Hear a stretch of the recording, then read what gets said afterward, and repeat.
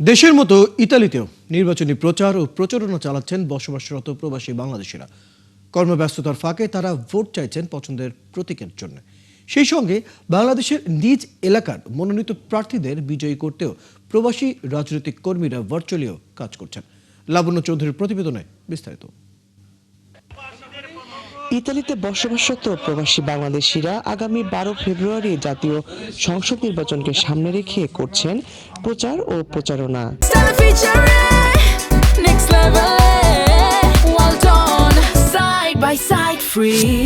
কর্মব্যস্ততার ফাঁকে ভোট চাইছেন পছন্দের প্রতীকের জন্য। সেই সঙ্গে বাংলাদেশের নিজ এলাকায় মনোনীত প্রার্থীদের বিজয় করতেও প্রবাসী এই রাজনৈতিক কর্মীরা কাজ করছেন।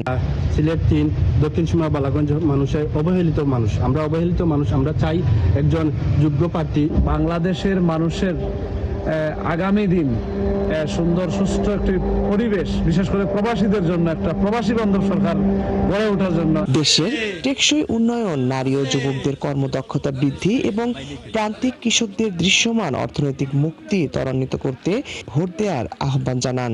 বাংলাদেশের বেকার মানুষদের জন্য কর্মসংস্থান সৃষ্টি করবে এবং যারা এই দেশের নারীদের নিরাপত্তার জন্য জোরালো পদক্ষেপ গ্রহণ করবে সেই বাস্তবায়ন করার জন্য ভোট ও দোয়া প্রার্থনা করছি।